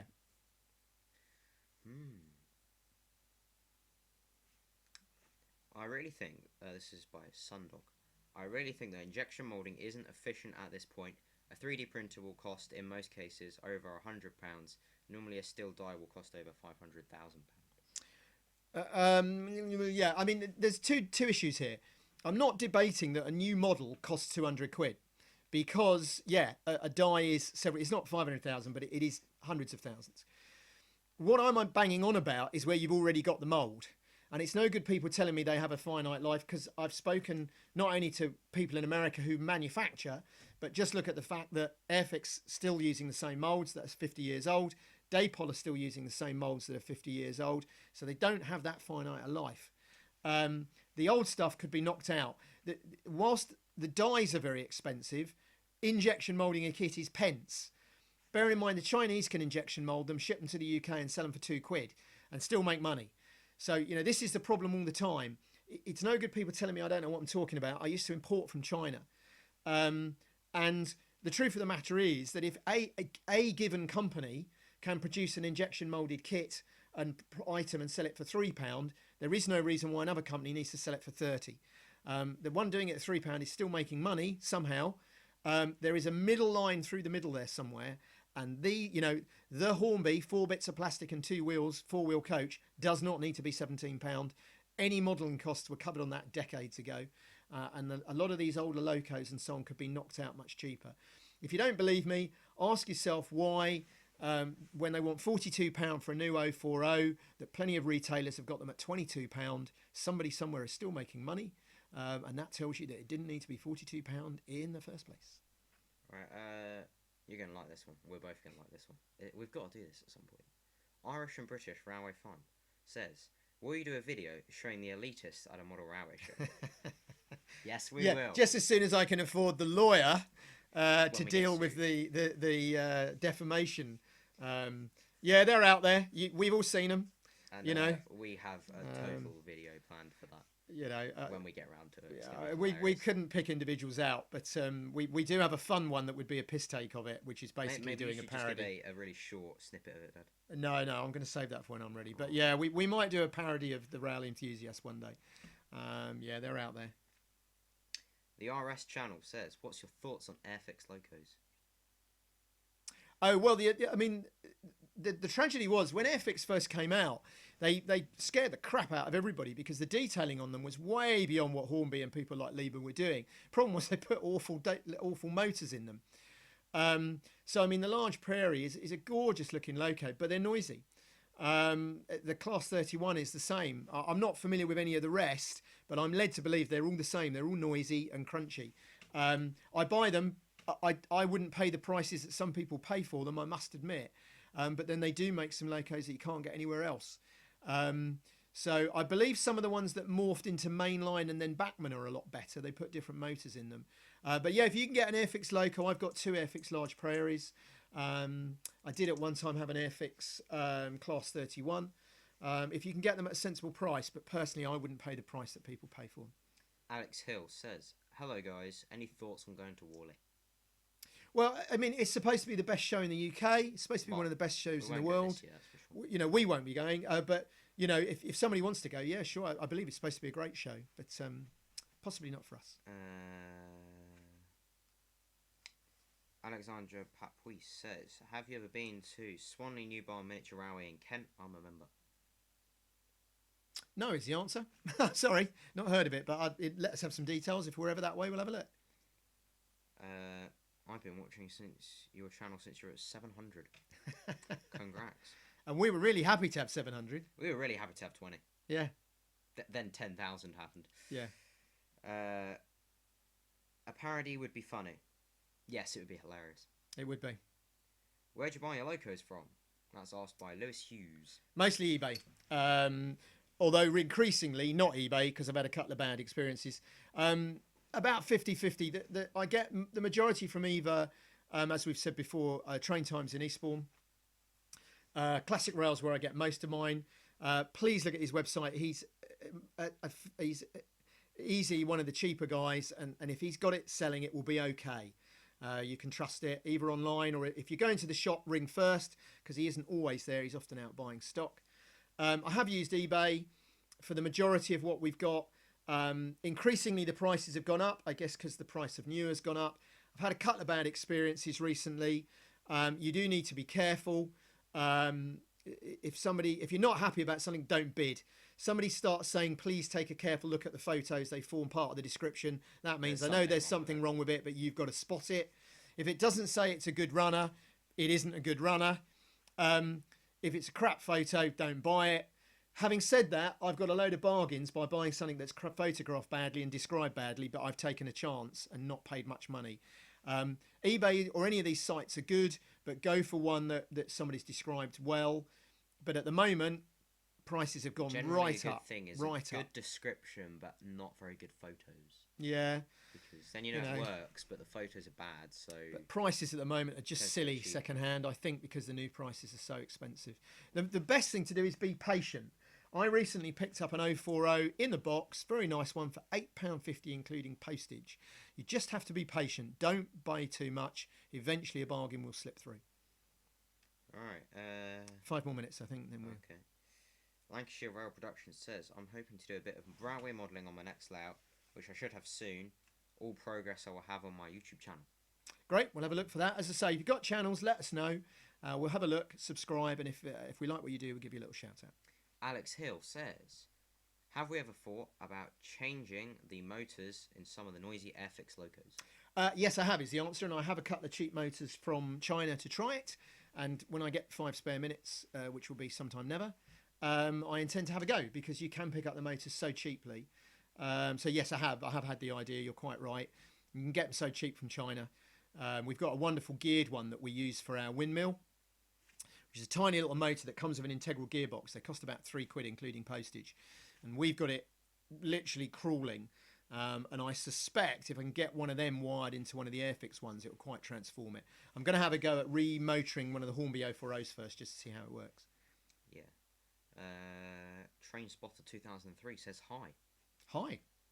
Almost buy. Yeah, we're going to be ending soon. Noel McCarthy says, in your opinion, what is your favourite train brand? Lima. Without a shadow of a doubt, the old Lima. If you get some of the good ones, they're really reliable. Nice, smooth, quiet DC locos, great detail. The vast majority of my diesel locos are Lima. So yeah, without a shadow of a doubt. James, even the only new one of only 3 new locos I bought is a Lima one by Hornby, which was the Italian diesel that some of you have seen. James McCready says, what's the biggest loco? Class 66 is the biggest loco we've got, and it's superb. Runs really well, pulls everything. Yep. Alright, let's see here. Alex Hill, have you ever tried some of the Facebook trading groups for locos? I've got a Farish BR black panty tank for £25. It just needed a good clean. Assuming that's a Farish N-gauge, I'd say that's a bargain. Absolutely. So yeah, something we'll look out for. Reference earlier comments, we've got well over 40 or 50 locos. And now I am really beginning to run down buying stuff, and I'm hoping to find some time to actually run some of it. Going like this.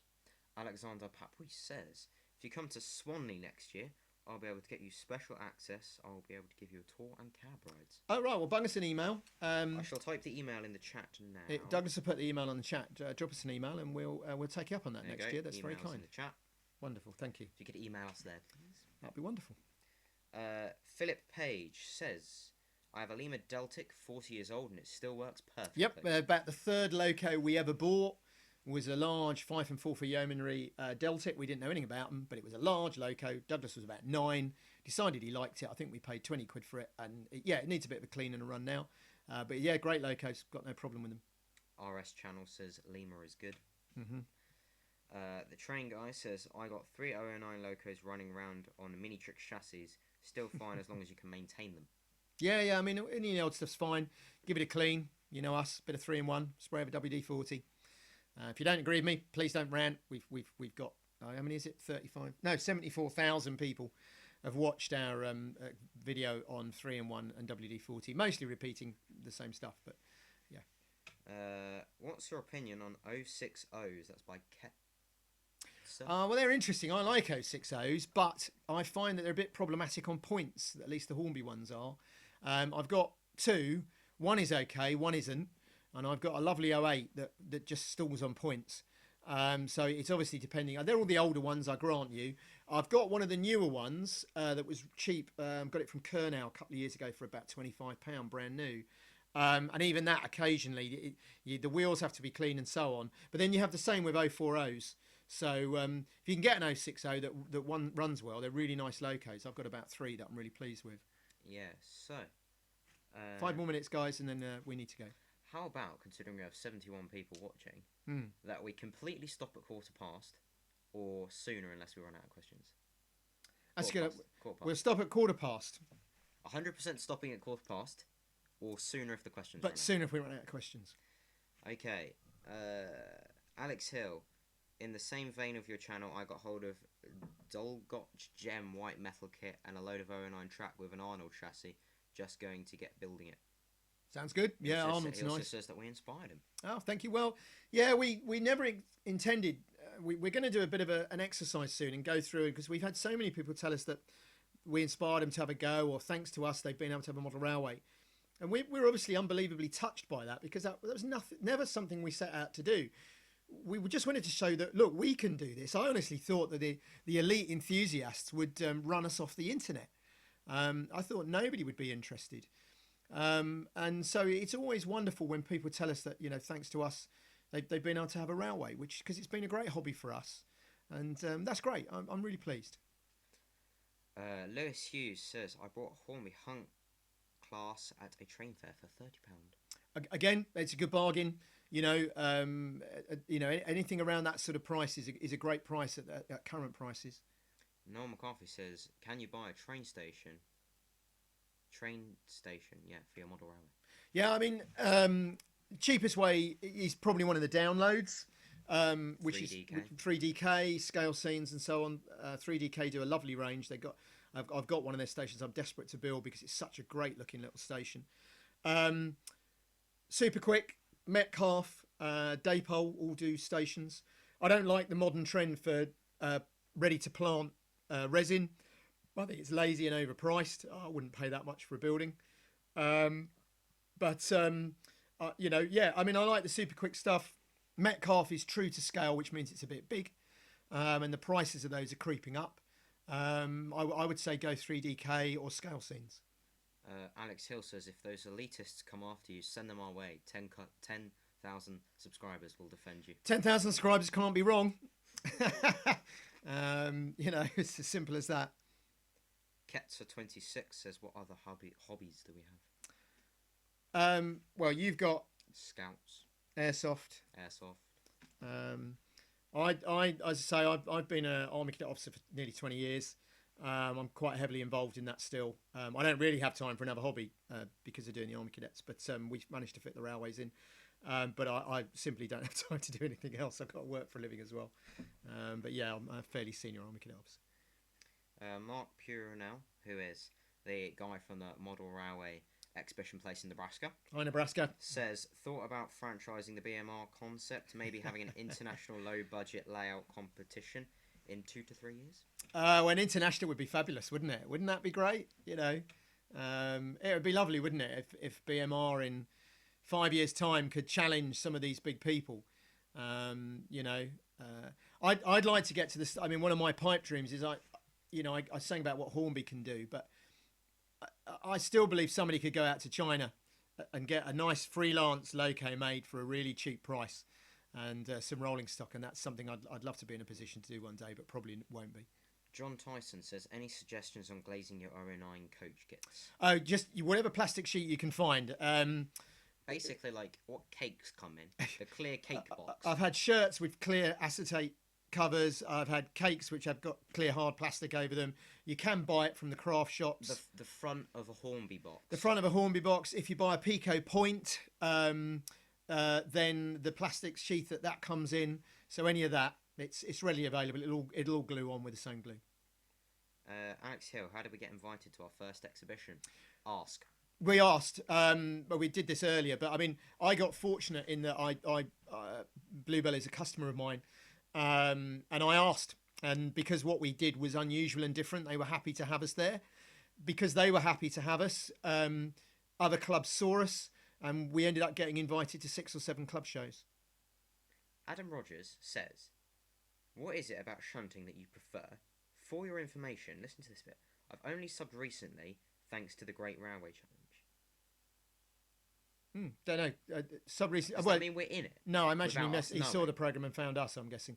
I like the puzzle, the challenge of shunting. I like watching things going backwards and forwards. I like the idea of seeing the loco working as it would have done in real life. I like watching trains go around as well. To be fair, I like both. Craze says, are you ever going to break your rule and go over budget?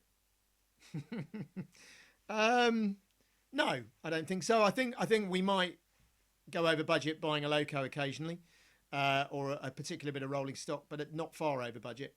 No, because I mean our layouts are built for next to nothing, to be honest. Congratulations on 10,000 subscribers from New York City. Hello, New York City. We went many years ago, my wife and I, before Doug was around, and it's one of my favourite cities. We walked from Battery Park to Central Park and back. Took us about 12 hours, and had a fabulous time. And sadly, we finished the day up the Twin Towers watching the sunset. And so, good memory, and sad about what then happened. So, I love New York, one of my favourite cities. Alexandra Papuis says, thanks to you, I have a little shunting layout in my room. Also, what scout troop are you in? I'm in 21st Lewisham North. Are you going to do Kenya 2020? Well, I'm not actually in scouts anymore. I'm in explorers. I'm in Pedantic. I'm in Spyro Explorer Scout Unit. Kenya 2020. No, I don't like planes. He doesn't like flying. What can you do? No. He was going to fly to America, though, Nebraska. He will fly to America if we can get out to see you again. If Mark's still watching. Congrats from Limerick in Ireland. Hi, Limerick. 3 more minutes. Oh, 3 more minutes. Oh, getting tight. 75 watching then. We can't end now. Any more questions? Quick, bring it on. You got Make 3 it more overrun. minutes. Adam Rogers, I just searched for model railway videos on YouTube and yours were the recommended. I know you weren't on the show. Okay. No, that's great. No, but I mean, it's nice to know that we're getting up the rankings and appearing when people show budget. Well, search for model railways. I wonder if it's too late to try and get on a series of it. Have they made them all? I don't know. If they do a series next year. I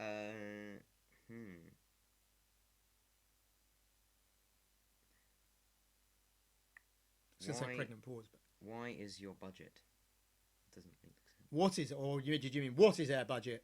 Our budget is doing anything cheap as we possibly can. Ideally free. The cheaper the better. But that's, I mean, everything we use is second hand by and large, or recycled. So just as cheaply as we possibly can. Alright. This is the last 2 minutes for questions. There's 70 of you watching. Oh, they're angry. They're saying, what? No, don't finish. Series. Encore. Adam Rogers says series 2 entries close in February for May filming. Dad, we need to email them right now. Yeah, we'll have a look at that. We will email them tonight. That'll blow their banana tonight. away. The IS channel says I buy lots of second-hand models.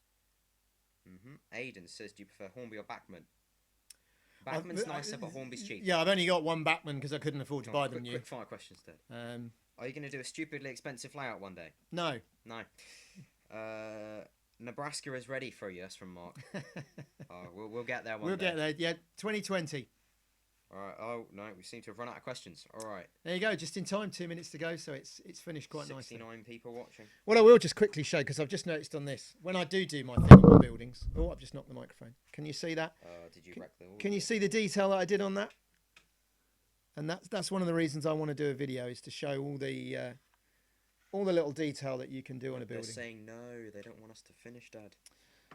Ask us some more questions then. If, you can distract us from the finishing time by asking us questions. We're English. I need tea, so we have to go for a tea break in a minute. My tea got cold. I see. He missed his tea. No, I drank it all, but then there was a little bit left, but I don't have any more tea to drink. I'll tell you a funny story while he's waiting for questions. All British military.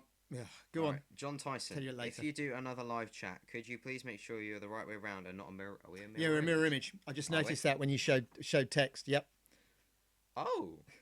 That's his fault. He's the technical man. Actually, I blame the computer. Mr. Analog, Mr. Digital, got it wrong. Here's a very technical question. What tea do you drink? Right. Very important. I'll speak first. He can speak So, first. I'm normal. I drink normal standard English builder's tea with milk and sugar. He's weird. Right, I used to drink tea by the gallon and have done for several decades, builder's tea. However, last year I was diagnosed with something called Barrett's esophagus, which is a bowel disease complaint.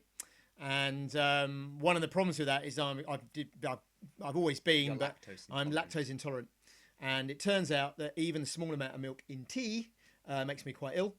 And the only thing I can find that I like is peppermint tea, which might sound a bit Nancy, but it's the only thing I've got to drink tea. I live on drinking tea. The issue with it is it makes the flasks when you put normal tea in them. And obviously, when I'm out on the road, there's not many burger vans that do peppermint tea. So that's why you need to bring tea bags with you. So I have to carry my own tea bags everywhere. Have you ever been to Eastbourne Miniature Railway? Yeah, when he was little. Is there an Eastbourne Miniature Railway? Yeah, where the golf park is. Yeah, you went when you were little. Oh, you got photos of you downstairs. Yeah. I got a photo of me driving the train. I remember that as the driver wasn't very happy.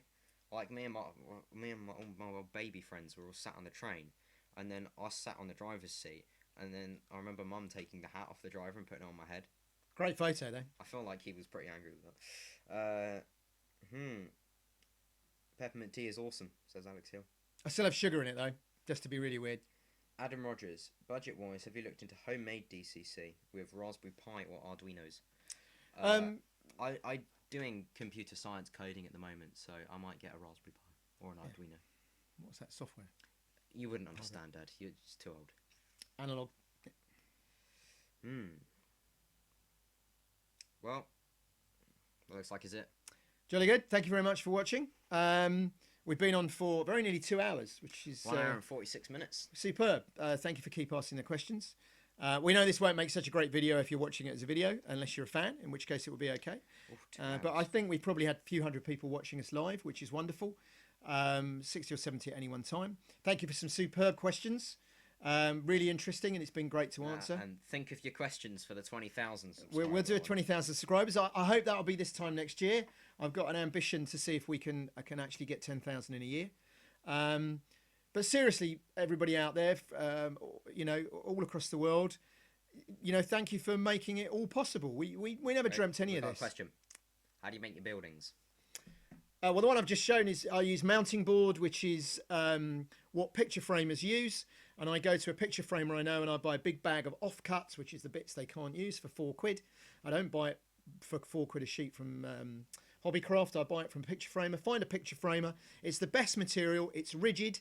It cuts easily and it dries quickly and easily with PVA. Okay. And cereal packet's good as well if you want it free. We have a video coming out Tuesday. That's the next video. Yep. And then one Friday. Right.